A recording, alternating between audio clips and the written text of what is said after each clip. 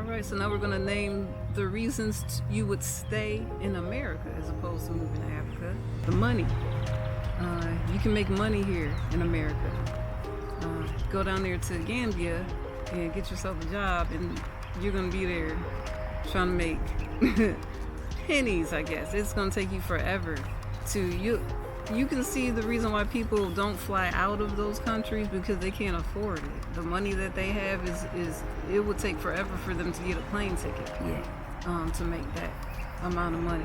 Here in America, you can make a lot of money or the money that you need and then just go. Yeah, and just go over there, Yeah. And especially if you're working a remote job, tech job, therapy job, any kind of job, remote. Or here retired, you can make more money. Yeah. Or if you're retired and you got, your pension and Social Security, you got some income coming in, or even own a rental property, any type of stream, and it don't have to be a lot. It could be $3,000, $2,000 a month. You're gonna live good over there off $2,000 a month because you're not gonna spend that. Yeah. You can live off probably $500 of that a month, less than that, right? Yeah. So if you go over there and you have no job, plan on staying over there forever until you figure out how to get out, because you're not going to be able to leave unless you have some stream of income that might be better if it's coming from America. So that's why some people would probably say, I'd rather stay in America because the only way I can work is if I'm in America. So that would be a reason for some people to say, hey, I'll stay. I'd rather stay, for that fear of not being able to have that work. Now, there's Americans down there in Africa and Gambia who have jobs. They are working, but they're living there forever, and there's probably, I'm sure, because they're YouTubers, they're making money. That's U.S. income right there. Yeah. So being a YouTuber and being down there, you're still making money. Oh, yeah. So you still have to have something. So that's why some people would probably want to stay in America. Exactly.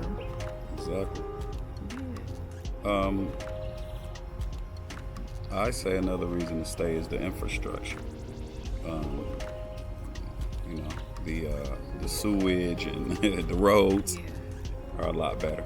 We Michigan roads, we do got potholes that we're complaining about, but if you compare it to Africa, it's a dream road. Yeah, there were. It's very dusty, and when they have their rainy season, it's flooded. There's flooded parts. You can't just walk. You can walk out down the street and everything, but your feet are going to be soaked. In certain places, the parking lots are going to be full of mud and water.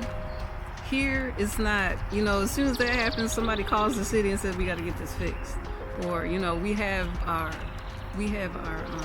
roads, and we don't have a lot of dirt roads out here, unless we live in the rural areas.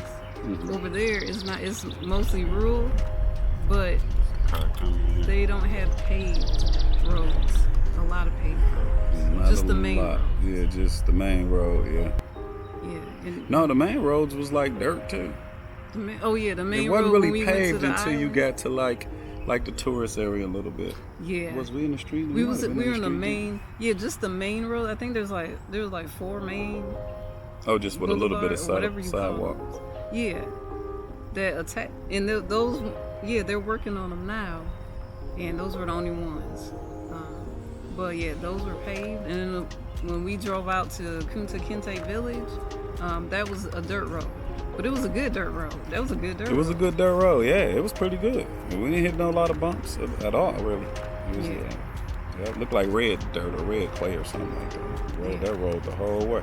Yeah, and another thing with the infrastructure is the trash, the waste management. They don't have the waste management here is way better than it is over there. They don't have the garbage collection company. They don't have trash company. You got to burn it on your property, or you have to, it's a man with a donkey that collects it sometimes. You catch him, you could toss it on there and throw him some money or something. It's something like that. Mm-hmm. Or you got to drive it to a certain area for them to burn it or something like that. Yeah. Little trash you can burn, but the big stuff, you want to get it to a area. Yeah.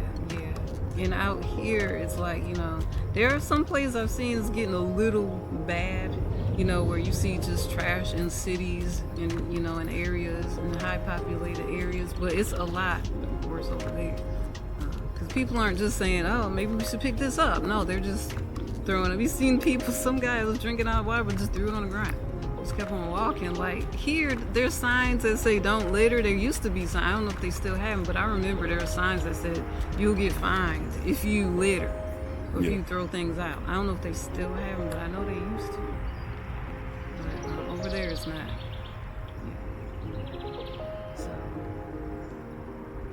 So that's another one. It's a good one here. Go ahead and say this next one. Getting your mail on time here in America. Amazon Prime and all, they don't have Amazon Prime down there in Gambia. And it could be irritating because over there it takes like months to get your stuff. Yeah. And if they feel like you really need it, they're going to tax you because they know that you have to get it from them. And I even seen someone, I think that was it the lady, did she stay in Tanzania or something, where they charge you a percentage of the price of everything? Whatever's in that box, they charge you how much it costs. Like a percentage of how much it costs, half or a third of what it costs for every item. That's why a lot of people was like, you know, they get little stuff that costs $1 or $2 because you're paying 30 cents or something like that, 20 cents. But because somebody said they got a computer or something and they had to pay, you know, if that computer was $1,200, you might got to pay $300. And that's just the one thing that was in the box. So it's little tricky stuff and little messed up stuff like that for sure. Yeah. And the thing, with the mail system and everything, with months, you know, sometimes you might want something right away. And you might have to order it from another country. Some people I saw that they were ordering it from Europe, like ordering from the UK. Okay, it might come quicker. So it could be quicker, but still you got to pay to bring it because you got to pay to get it. Yeah, absolutely. And you know what? It's like you can get used to it, but when you jump from here straight there, you're spoiled. Like when you jump from here to there and you don't, you know, Amazon, we can hit our stuff in 2-3 days. And you talking about 2 or 3 months? It's just so quick here that you know, you get over there. Now, if you just want to live a simple life and you're kind of getting past, you know, you want to live a lot more minimal, and you just you know, start, you know, don't have to have all that, or just I would have to say live minimal. And you still gonna get what you want. You just gonna have to wait 3 months. You just have more patience. You know, I think. You know, just gotta have more patience. But you can have it. But the initial shock of a lot of things going over there, the initial shock, it'll shock you. That's why they call it culture shock. And I saw there was one guy, like if you're used to DoorDash and Uber Eats, all that stuff like that. I know there was a guy in Gambia that was American, and he went to order some food from a restaurant. And the guy said, okay, I'll be there in such and such, you know, minutes, or by 7 o'clock or something like that. And he just never showed up. And so he was mad, you know, he never showed up. And then the guy called, I think he called and said, what's going on? He said he decided to go home. And that's the thing about it over there, they will do that. There's a time thing over there where it's not like here, when you say I'm gonna be here at 1 o'clock, you know, sometimes people could be late, but over there, they're either later or they just don't show up. African time make CP time that we have here, color people time, make that look like it is. That's nothing. African time will have your blood boiling if you're not just like used to it. You got to get used to it. You got to order something there and then have a backup ready, and then probably just jump in the backup and sell him out. Who cares? Because it's just if he don't care, I don't care. But you know, you gotta. If I got a guy that I know, I called him, I'm gonna have a backup ready. Whatever one of them get there to me first is who I'm rolling with. You gotta live like that, and you gotta live like, okay, let me order that, and let me just go find something else to do to try to kill some time. Because if you really gotta be there and you counting on it, you can be very disappointed, and you'll be. Because we had the one guy that we were waiting on. He was one of the drivers. And, you know, we invited him to come with us to eat somewhere. And so I think we were like, okay, 7:30, we're gonna go. We told him that make sure you're here by 7:30 so we can go to eat at this place, because they started at 8 or something like that. Well, he called like way after 7:30 and was like, "I'm on my way." We said, "Nope." I think he said, "No, it's too late." Yeah, absolutely, it's too late. Shoot. But they'll do that like it's nothing. Like they didn't even realize, like you ain't had nowhere to be that's important. So, yeah, that's another thing, man. Like, it's a system in place, or it's a standard here. You call a company 7:30, they're gonna be on point. You order it online or you talk to someone on the phone, they're gonna be there. And if they don't, they will call and say, we have our own business. So if I'm gonna be late, I'm calling way ahead. As soon as I know I'm late, I'm calling then. And if I'm on my way and I'm in a traffic jam, I'm calling right away. Touching base for sure, communicating, Yeah, and I think it's not important over there for some reason. It's just not important. Time is not like an important thing over there. That's kind of a good thing. It's like, because it's all we know here, it seems bad. Like, dang, man, they taking all day. Mm-hmm. But but if you were to live there and you can afford to live there, then that peace of mind though, it's slowing up. Yeah. Mm-hmm. When you get here, that's I think too why a lot of foreigners, especially like Africans, they could take advantage of coming here, because as slow as they move there, when they get here and everything's happening so quick, they could really jump on that. They used to things moving, like they get their patience basically. Mm-hmm. Right?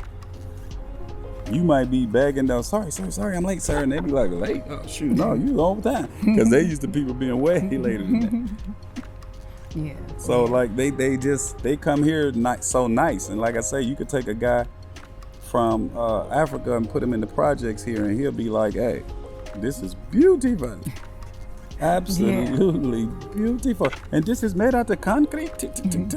Oh, yeah, this is how we make it back home. That's not how they talk.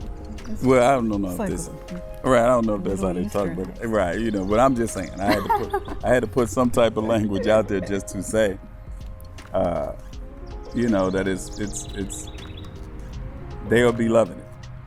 Yeah. Even the concrete jungle walls of the projects, they will love it and be like I said, they'll be like, this is how we build it at home. Mm-hmm. I feel right at home. But so. Yeah.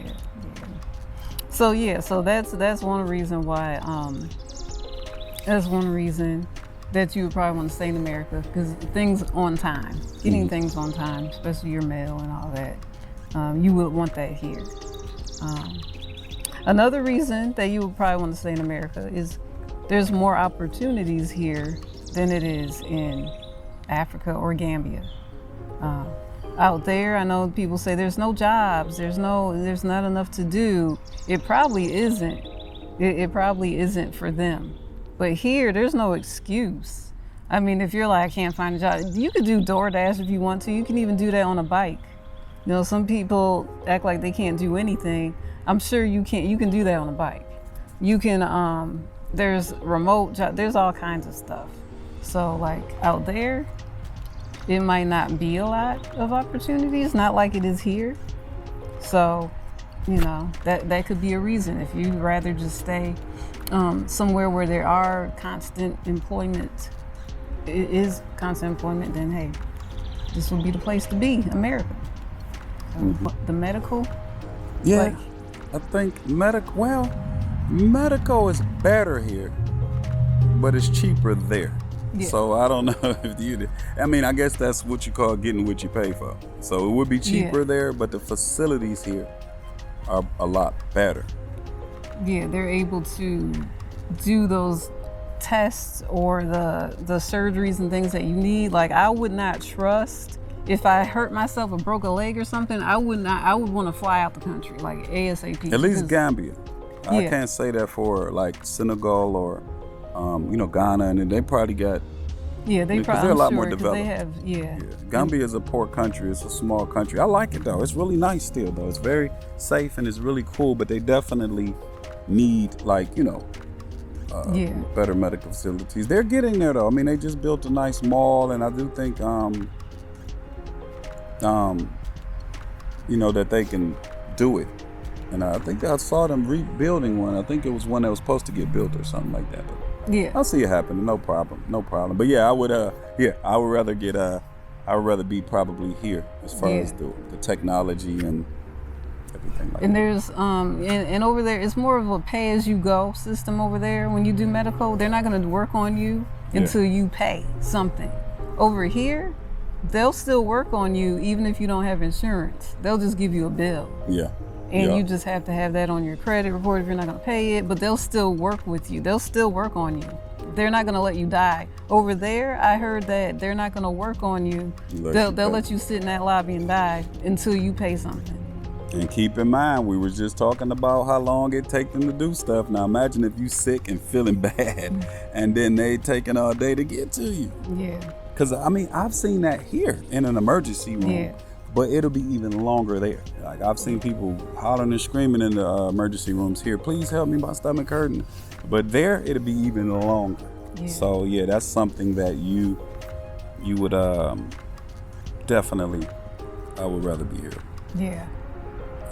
And I would say another reason that you probably want to stay in America, because even over there, because you are American, you're a foreign person, they will be begging you.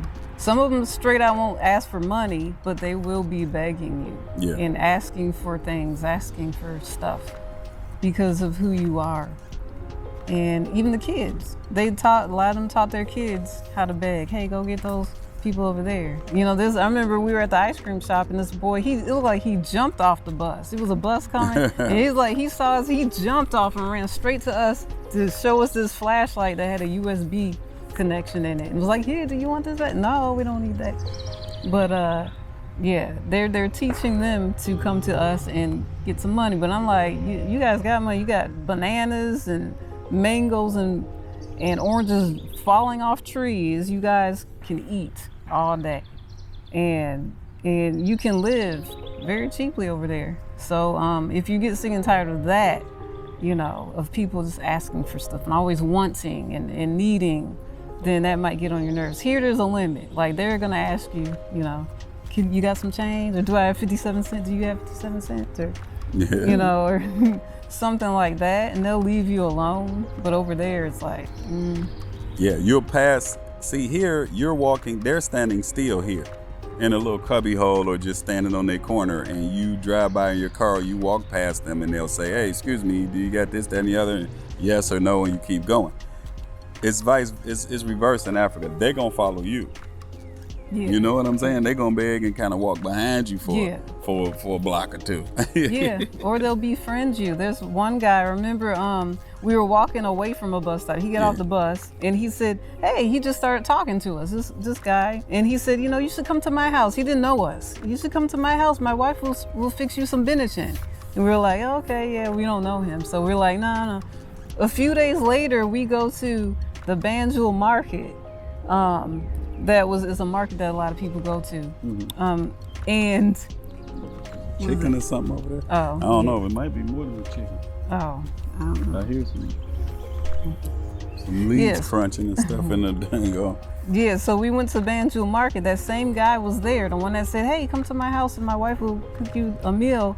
He asked you for some money, didn't he? He was like, give me some money. He's like, you remember me from the other day? Cooked your wife a bit. I said, yeah, man. He's like, let me get that, some bite and get some money or something. Yeah, he just changed quick. Yeah. You know, even one of the guys that I used to, that was like a driver to us that we wanted to keep in touch with and everything. He, asked for some money one time and then stopped calling. Yeah. We just don't have money like that. I mean, I got a kid, I got kids. And then I got a 30-year-old. We have, I got a 30-year-old basically that we look out for. Like, he don't ask for much, but he could. I want to make sure I got them. I got a mother, sister. I got, she got brothers. She got her dad. We might have to look out for him. We bought stuff. We'll do this, do that. Look out for him. We might have to pay it right quick. So we don't have money to send to another country. Yeah, I think they think money grows off trees where we come from. Like, oh, you guys just get money. So this is how you do. And we pay what they see us spending there. They think it's a lot. We on a vacation. Plus, it's, we looking at it as is reasonable. That same amount is way different on this side. That same amount is nothing over here. Yeah. We had to minimize it or change it up or spend a whole lot more here to have that same type of lifestyle over there. Mm-hmm. You know, Yeah. definitely be more money. If Yeah. they flew to America, that plane still gonna cost them $1,000, $2,000, $1,000, $1,500. Then they gonna get over here and be like, what? They stayed somewhere here for a month. Yeah. It's gonna cost them a couple of thousand, probably. Yeah, that's another thing. Like if you try to fly between countries, it costs hundreds of dollars. Like $1,000 to get from one country to the next. When you're here in America, it might cost like $200, $300 to get from one state to another. You know. Yeah. So No, was a dinosaur coming out of I that? don't know. I just, when you hear branches cracking, that ain't something that's small. That's like, shoot. When you hear, that's some big stepping on branches. Oh shit. I was hearing No, some wow. pops and stuff back there. Like, I don't know if somebody trying to shoot a little 22 or whatever or what. But Yeah. So skills. yeah, so it costs a lot just to flip between countries and things like that, switch between countries. So that's one reason that you probably want to stay in America. Yeah. And then them overcharging us, I think we talked a little bit about that, with the overcharging on certain things. Over there? Overcharging over there. Yeah. So here you don't really negotiate. So whatever the price is, that's what it usually is. Yeah. I mean, it might just be a dog or something. Well. Yeah. Let me check. And you oh, that's my man. I knew I heard that's the okay. That's the older guy. He breaking branches over there. I knew I heard some crunching. I was like, hold up now. You just can't do a video unless some people just sneaky. Y'all will be like, watch out! Look behind you. And we sit here talking. No, I'm gonna look first. Yeah. So they'll what was I talking about? They'll charge over there. Over here we don't really negotiate. So whatever the price is, that's usually what it is. Now you can try to talk, some people down on certain things, but over there everything, is Everything negotiable. negotiable. From the place you staying at to the car you rent to So that might be a good reason to move to Africa. Yeah. But then it's bad if you're American because they don't want to lower that price. If you don't know somebody or know the price, like this one guy tried to get my passport for renting a car. And my mind was like, it's almost like ID. And I thought about it. And my wife, she really like, hell no, don't, And she didn't say hell no. But she was like, no, absolutely don't give them your passport. So I was like, no, I can't give you my passport, man. I'll give you a couple $100 or something just to hold till I bring the car back. And he was like, you're going to have to give me about $10,000 or something to hold it. So well, I ain't bring that type of money. I said, but he said, well, since you know my boy, I trust him. You good. I said, okay, good. Because he the one who introduced us. He was visiting us and seen him. He didn't even know he lived there. He was visiting us and seen him walk in there. And all his cars was parked out front that he rent. Yeah. In that area, because I don't think he probably go to that area much, And yeah, because I think he lived there. He lived in that. Yeah, he lived in there. The guy, yeah. And Abdullah Song, and boom, that helped us. That helped us out. So yeah, that relationship that they had, and they said they go back. They go back far. They're like walking. a girl, a lady, walking crazy looking. but yeah, so that helped us to not have to really even have the collateral, because they didn't have a safety. It's no deposit thing. They should have a deposit system. He should take a couple of $100 or whatever and give it back to you when you return the car. They don't have that like here. They take it off your card, they put it back. So, but and I could talk. You can still talk them down. You can negotiate. Yeah. If you got it more than one day, like I got it one day, so it was a little pricier. But if I would have got it for 3 or 4 days, he would have knocked the price down. Yeah. He would have just knocked the price down, which was, Your baggage. Yes. Mosquitoes, they starting to bite out here a little bit. Yeah. But yeah, so. Yeah. So then, what did we decide? Should we move to Africa, stay in America, or do both? Well, we decided